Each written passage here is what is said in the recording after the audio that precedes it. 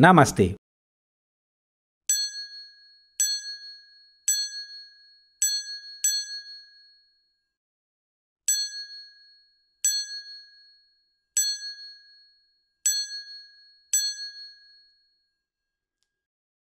Halo Movie Rangers, apa kabar kalian semua? Semoga kita semua diberikan kesehatan untuk menyambut datangnya bulan Ramadan. Hari ini Bang Jedar akan menceritakan film berbahasa Hindi yang berjudul Raja Natwarlal. Film ini dibintangi oleh aktor Bollywood Emraan Hashmi dan disutradarai oleh Kunal Deshmukh. Film ini bercerita tentang pesulap jalanan yang melakukan balas dendam dengan menipu seorang penipu. Oke, langsung aja, put your set on and listen to me.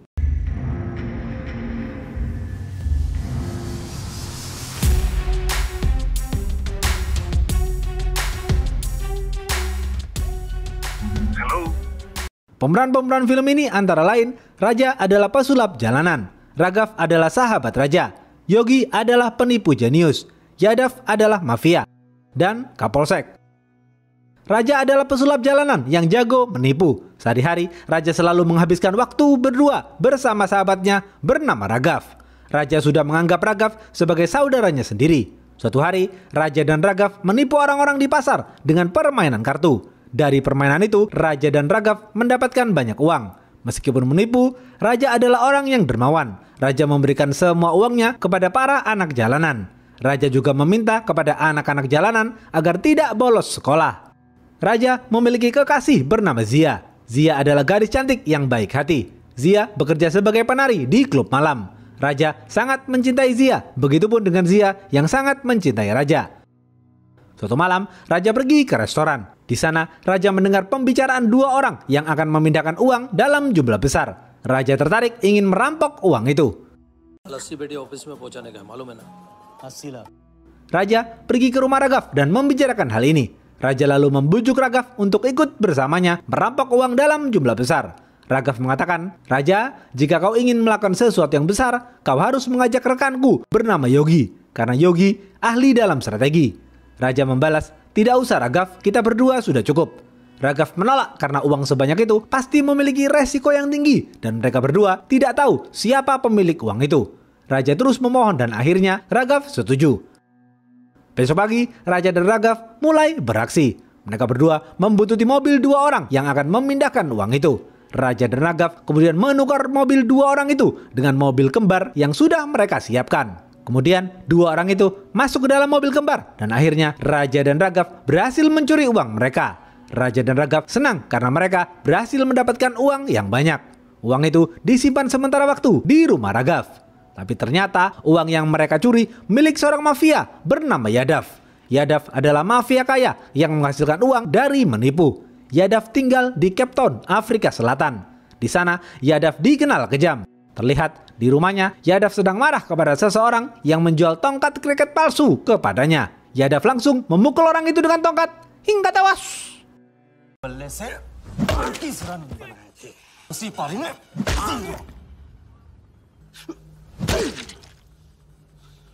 Mendengar uangnya dicuri, Yadav marah besar.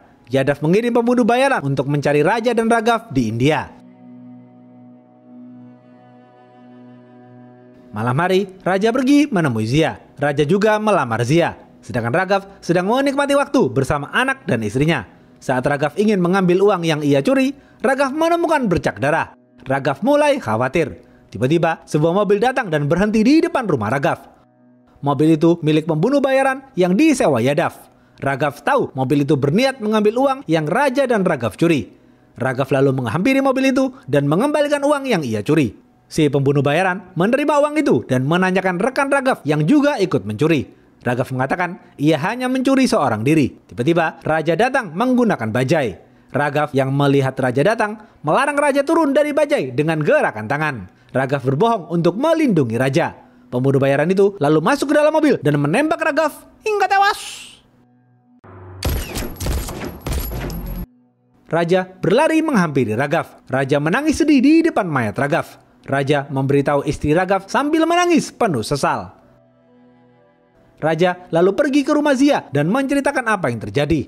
Tak lama kemudian, Kapolsek yang sudah dibayar Yadav mendatangi rumah Zia dan menanyakan keberadaan Raja. Raja lalu bersembunyi di kamar Zia. Kapolsek memperingati Zia agar Zia memberitahu di mana keberadaan Raja. Zia berkata ia tidak tahu di mana keberadaan Raja. Setelah Kapolsek pulang, Zia mengajak Raja kabur melarikan diri, namun Raja menolak. Raja ingin melakukan balas dendam terlebih dahulu kepada Yadav.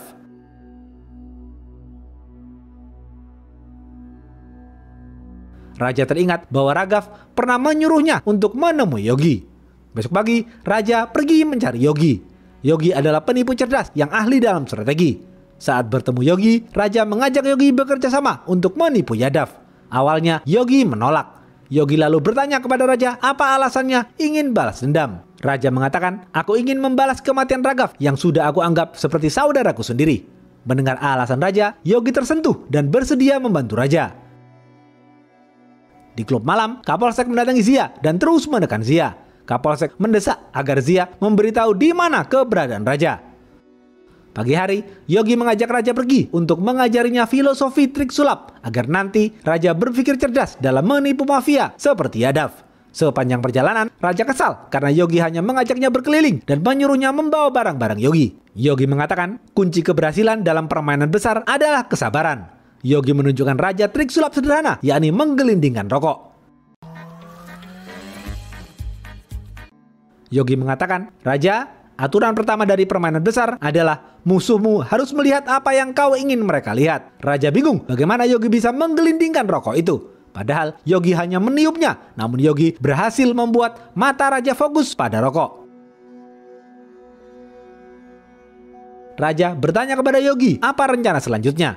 Yogi mengatakan, Raja, sebelum kita membuat rencana selanjutnya, kita harus mempunyai tim terlebih dahulu. Yogi lalu menghubungi 3 rekan kepercayaannya, yakni Gopal yang ahli dalam berakting, Hanif yang ahli dalam mata-mata, dan Kumar yang ahli dalam memalsukan dokumen. Mereka berlima kemudian berkumpul untuk menyusun rencana. Hanif mendapatkan informasi bahwa Yadav adalah penggemar olahraga, khususnya kriket. Yogi berencana membuat klub kriket palsu karena Yadav sangat terobsesi ingin memiliki sebuah klub kriket.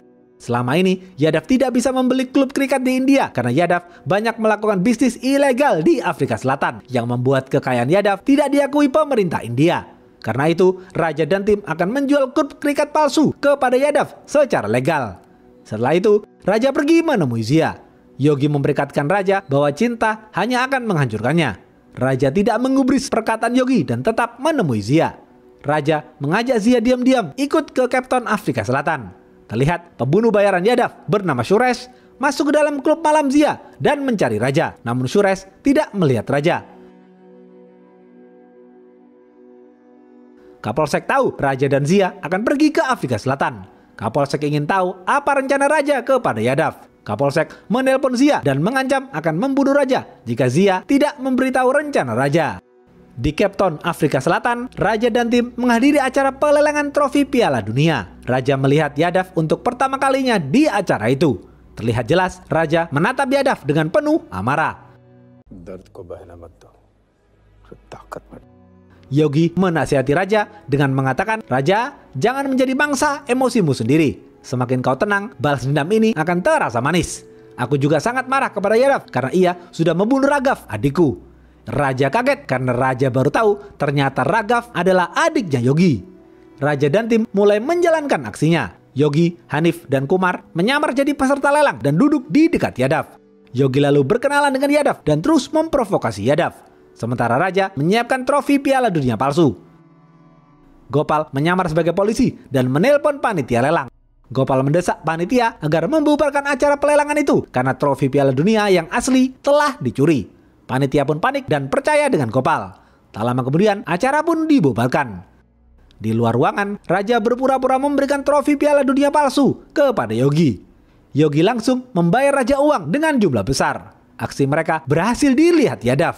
Setelah transaksi Raja dan Yogi selesai, Yadav mencoba mendekati Raja. Yadav bertanya bagaimana Raja bisa mendapatkan trofi Piala Dunia itu. Raja mengatakan ia bisa melakukan apa saja karena ia kenal dengan orang dalam bagian keamanan.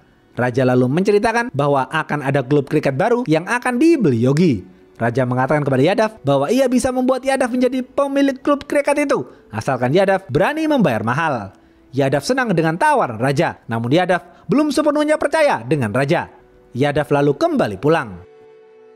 Raja menemui Zia di kamar hotel. Yogi marah karena Raja membawa Zia ke Afrika. Yogi takut Zia bisa membahayakan rencana mereka.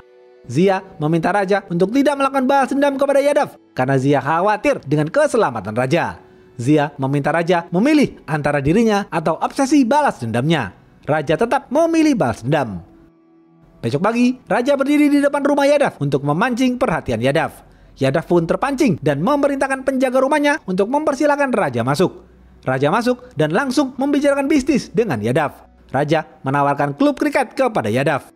Walia, asisten sekaligus orang kepercayaan Yadav, memperingati Yadav agar tidak mudah mempercayai Raja. Yadav mengacuhkan nasihat Walia dan tertarik untuk membeli klub kriket yang ditawarkan Raja. Yadav bertanya kepada Raja siapa yang ia kenal di All India Cricket Association atau AICA. Raja mengatakan ia mengenal Patel, seorang petinggi AICA yang juga petinggi pemerintah. Ternyata Raja dan tim sudah membuat artikel palsu mengenai Patel. Yadav melihat artikel tentang Patel. Untuk membuktikan kebenaran itu, Yadav meminta bertemu langsung dengan Patel di kantor AICA. Raja pun setuju. 2 hari kemudian, Yadav dan Raja terbang ke India untuk menemui Patel di kantor AICA. Sementara Yogi dan Hanif berada di dalam pickup dan baru pura-pura menelpon resepsionis bahwa sebentar lagi akan ada 2 petugas kebersihan yang akan membersihkan ruangan Nikhil, salah satu petinggi asli AICA yang ruangannya dibajak oleh Raja dan tim. Gopal dan 1 orang temannya masuk ke ruangan Nikhil. Setelah masuk, Gopal langsung melepas bajunya dan memasang foto-foto palsu untuk mengelabui Yadav. Setibanya di gedung AICA, Raja mengantar Yadav masuk ke ruangan Nikhil. Di sana sudah ada Gopal yang menyamar sebagai Patel, seorang petinggi AICA.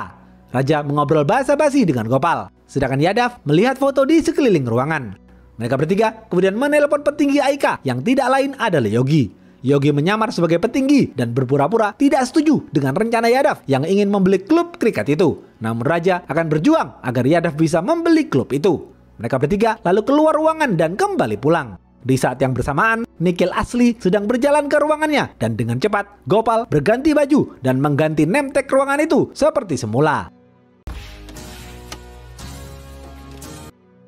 Di luar gedung, Yogi lagi-lagi beraksi dengan berpura-pura marah kepada Raja karena berkhianat. Yogi marah karena Raja tidak menjual klub itu kepada dirinya, melainkan kepada Yadav. Yadav tersenyum bahagia melihat amarah Yogi. Di lain waktu, Zia juga kembali ke India. Kapolsek yang sudah menunggu Zia di rumahnya bertanya tentang apa rencana Zia. Zia menolak memberitahu. Kapolsek mengancam akan memberitahu Yadav bahwa Raja sedang menipunya. Dengan terpaksa, Zia memberitahu rencana Raja. Yadav memerintahkan Walia untuk memindahkan semua asetnya ke akun bank yang baru untuk keperluan administrasi pembelian klub kriket. Walia mengingatkan Yadav untuk tidak terobsesi pada kriket. Tetapi lagi-lagi Yadav tidak menghiraukan nasihat Walia. Raja menelpon Yadav dan memintanya menyiapkan cek sebesar 100 miliar rupiah. Malam hari, Raja pergi ke rumah Zia dan menghabiskan waktu bersama. Tanpa sepengetahuan Raja, Kapolsek menyadap kamar Zia sehingga Kapolsek bisa mengetahui semua rencana Raja yang akan menjual klub kriket palsu senilai 100 miliar rupiah kepada Yadav di acara pelelangan palsu. Mendengar rencana Raja, Kapolsek menjadi oportunis dan akan merebut cek sebesar 100 miliar rupiah itu tanpa sepengetahuan Yadav. Malam hari di markas, Raja dan Yogi membicarakan Raghav. Mereka berdua termenung dan mengingat kembali kenangannya bersama Raghav. Raja dan Yogi sedih mengingat hal itu. Raja kemudian pergi ke rumah Raghav untuk menjenguk istri Raghav. Terlihat Suresh sedang berjaga di depan rumah Raghav. Suresh yang melihat Raja langsung mengejar dan mencoba menembak Raja namun gagal. Mereka berdua terlibat baku hantam yang mengakibatkan Suresh terpeleset dari atas genteng. Raja lalu kembali ke markas. Raja memberitahu Yogi bahwa Suresh sudah melihat wajahnya. Raja dan Yogi lalu menyusun rencana lain sekaligus bersiap untuk menghadiri acara pelelangan palsu. Besok pagi, sebelum berangkat ke acara pelelangan di ballroom hotel, Raja berpamitan kepada Zia dan memberitahu di mana lokasi pelelangan itu. Kemudian, Zia memberitahu lokasi pelelangan itu kepada Kapolsek. Zia mengingatkan Kapolsek agar tidak melukai Raja dalam penggerebekan nanti. Yadav berangkat menuju tempat lelang. Di saat yang bersamaan, Kumar memerintahkan anak buahnya memasang poster besar klub kriket palsu mereka di billboard jalan untuk meyakinkan Yadav.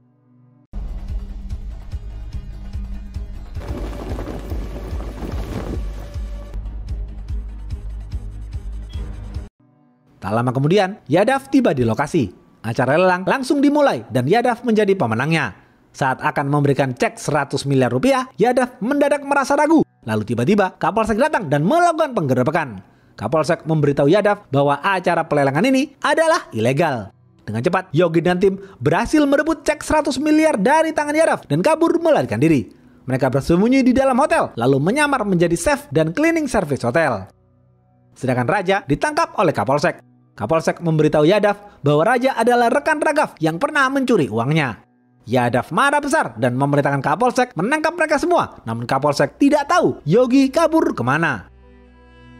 Hanif membawa cek itu ke bank dan melanjutkan aksinya. Kepala cabang bank menelpon Yadav untuk mengkonfirmasi validitas cek 100 miliar itu. Yadav langsung pergi ke bank itu dan membatalkan ceknya. Kepala cabang bank menyarankan agar Yadav segera membekukan aset atau mengganti semua sandi akun banknya sementara waktu demi keamanan. Yadav menuruti saran kepala cabang dan langsung mengganti password baru di laptop kepala cabang. Yadav dan Kapolsek lalu membawa Raja ke markasnya, tapi di sana mereka tidak melihat siapapun. Raja dan Yadav terlibat baku hantam. Terlihat Raja mengambil sesuatu dari dalam saku jas Yadav. Raja kemudian berhasil merebut pistol Kapolsek dan mendodongkannya ke arah Yadav. Saat Raja akan menembak, tiba-tiba Suresh datang dan menembak Raja dari belakang hingga tewas. Yadav memerintahkan Kapolsek untuk membuang mayat Raja. Kapolsek dan Suresh lalu membungkus Raja ke dalam karung dan membuangnya ke laut. Yadav merasa menang dan berencana kembali ke Afrika. Namun tiba-tiba Walia mendapatkan telepon dari pihak bank bahwa ada masalah dengan transaksi aset Yadav. Di sisi lain, Yogi dan tim berkumpul di markas mereka yang baru. Terdengar ada seseorang yang mengetuk pintu markas. Saat Yogi membuka, ternyata yang datang adalah Suresh dan Raja. Cedir! Barulah di sini diceritakan fakta rencana Raja dan Yogi. Raja tidak mati. Raja sengaja bekerja sama dengan Suresh. Yogi juga memerintahkan Raja untuk melibatkan Zia dalam rencana mereka. Yogi sengaja membiarkan Kapolsek tahu rencana mereka melalui Zia, agar ketika Kapolsek melakukan penggerebekan, Yadav panik dan tidak bisa berpikir tenang. Cek 100 miliar hanyalah pengalih perhatian. Raja dan Yogi mengincar seluruh harta Yadav. Mereka sengaja membuat bank palsu agar Yadav memindahkan semua asetnya. Raja dan tim memasang CCTV di bank palsu itu untuk mengetahui password baru akun bank milik Yadav. Ketika Raja berkelahi dengan Yadav, Raja mencuri handphone Yadav, sedangkan Yogi dan tim dengan cepat memindahkan semua aset Yadav ke akun mereka masing-masing. Raja menerima telepon dari bank asli untuk mengkonfirmasi seluruh pemindahan aset Yadav. Setelah mendapatkan seluruh harta Yadav, Raja dan tim mengembalikan uang yang mereka ambil kepada orang-orang yang pernah ditipu Yadav. Setelah itu, mereka bagi uangnya kepada orang-orang miskin. Sisanya, mereka bagi kepada anggota tim mereka masing-masing. Yadav mengecek bank yang ia datangi saat memindahkan asetnya. Ternyata bank itu adalah bank palsu buatan Raja dan tim. Yadav sangat frustasi karena kehilangan seluruh hartanya.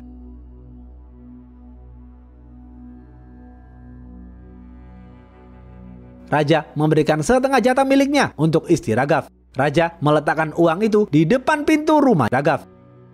Raja lalu menikah dengan Zia dan hidup bahagia.